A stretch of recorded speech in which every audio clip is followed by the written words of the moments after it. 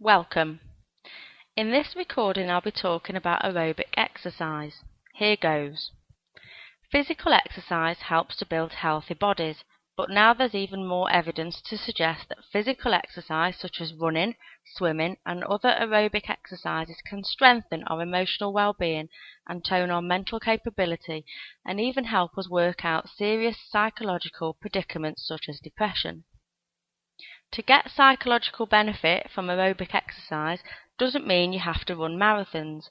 Any aerobic exercise that speeds up your heart and breathing for at least 30 minutes 3 times weekly will have positive effects. You can expect to feel energized, relieved of tension and anxiety, a strengthened body coping mechanism, counteracted type A behavior, a clearer mind, increased concentration and memory, more positive, and an improvement in your confidence levels. Your sleep regime is likely to also improve, and you are likely to experience some alleviation from your depressed mood. Some of the effects of investing in exercise are obvious. A well-tuned body is likely to use less energy to perform daily tasks. Toned muscles make every movement relatively effortless, and a conditioned heart, which pumps more blood with each beat, doesn't have to work so hard. One of the key benefits of aerobic exercise is a decrease in the resting heartbeat, and the effect is usually notable in a couple of weeks of regular workouts. Cardiovascular fitness can regulate your adrenaline output, so when a fit person experiences anxiety and/or stress, although they still experience a rise in heart rate, it certainly be a lot less than a sedentary person. A lower heart rate means you'll stay calmer and remain in control of your emotions, and a well-conditioned heart is likely to save your life. Being in good aerobic condition means you are more likely to tolerate your own stress levels. You don't have to wait for a crisis to occur to feel the effects of your efforts. Each time you engage in aerobic exercise, you'll be releasing pent-up tensions, and immediately afterwards you'll feel relaxed and refreshed. To get the most out of your workout schedule, try to include your fitness program after work and before dinner. At that time, exercise helps release tensions that have built up during the day. For those who are watching their weight, exercising how we've suggested will work as an appetite suppressant. The calming effects of exercise is put to the test in the treatment of phobias, which is one of the most anxiety-provoking situations we find ourselves working within. Running can reduce the anxiety associated with irrational fears, ranging from agoraphobia to claustrophobia. Using exercise as a therapy is further advanced when combined with pleasant imagery. In fact, one study demonstrates that running and fantasizing is as effective as standard desensitization work. Confidence and sweat at first appear unlikely bedfellows, but exercise reduces anxiety and raises confidence levels, and therefore improves the self-image we have of ourselves. Regular fitness programs build strong character traits. These include success. Individuals who become independent runners develop a sense of success over what at first appeared to be a very difficult skill. Patience. Becoming a successful runner takes time, effort and patience, and therefore the individual who becomes a runner will have developed a running habit through learning about patience. Positive habits. Individuals who become runners often recognize its important effects and choose to substitute it for more negative defenses and habits such as smoking, drinking, overeating and arguing.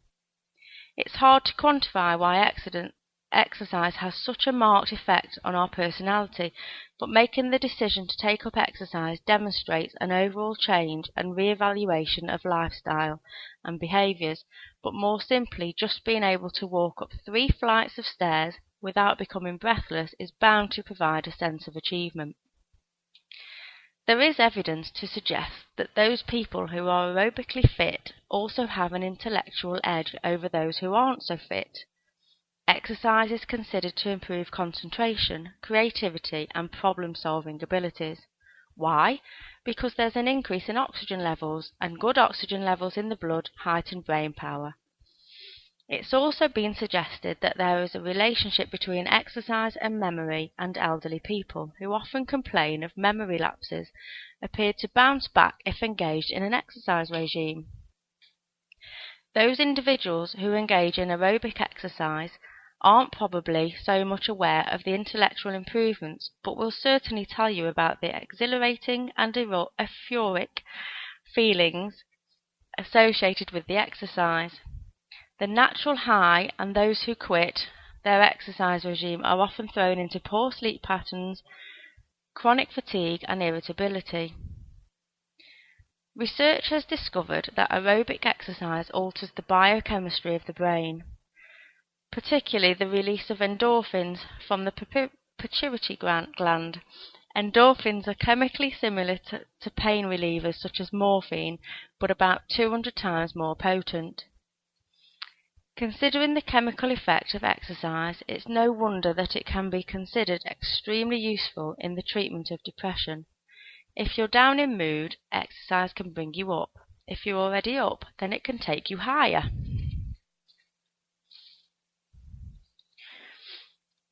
Running is a sensible treatment for many depressed people because it isn't an expensive exercise and has beneficial physical side effects. For those people who have experienced depression, they describe it as an extremely painful condition, dreading and recurrence. Many people often end up in psychotherapy and/or counselling, and whilst this can be extremely beneficial, using additional treatments such as aerobic exercise can improve the chances of excess and reoccurrence of the negative mood. Remember, physical activity doesn't cure depression, but lack of exercise can add to a depressed state, and in many cases is a result of a lifestyle of physical immobility. Detention and/or lack of physical activity has been used as a punishment for thousands of years, so we could say that we choose not to engage in aerobic exercise as a way of self-punishment. Aerobic exercise will help distract you and invite you to notice new and real bodily sensations, and take you away from the preoccupation with minor but physical symptoms of depression. You'll have to think about your breathing, and if running is your chosen exercise, then you'll have to take notice of the weather, the wind, the sun, and most importantly, you have to let go of your thoughts and stay in the present. Interestingly, when people are depressed, they often take on a depressed posture. That is, they assume a slouched, tense, and contracted posture. However, this type of posture might also be an underlying cause of the depression itself, because poor posture brings on tiredness, aching muscles, and irritability, which result in negative thoughts and possible depression. It's very difficult to separate the mind and body because they're linked.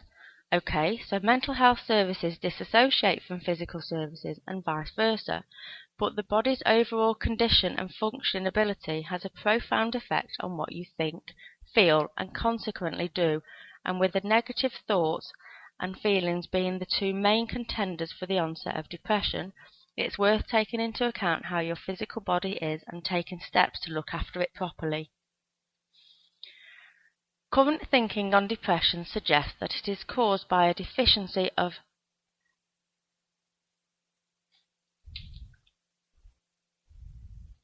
norepinephrine in the synapses of the brain. If it sounds confusing, think about it as the spaces between nerve cells which send messages.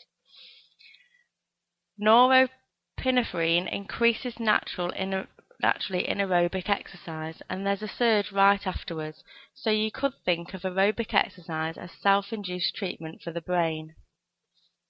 Whether or not you're engaging in aerobic exercise in an attempt to get relief from negative feelings, you should be aware of what an uplifting and emotionally balanced feeling you get from exercise. At the end of exercise, you may experience your body as a well-oiled machine. Alternatively, you may begin your exercise in a frazzled emotional state, but when you reach the end of your chosen aerobic activity, it's likely that your mind and body are united and have become one. Proof perhaps that mind and body are intrinsically linked, with both needing care and attention. Remember, before you embark on exercise, you might need to get checked out by a GP, and there may be certain exercise that restrict you. Aim for quality and enjoyment, and if you've got it all clear, get exercising.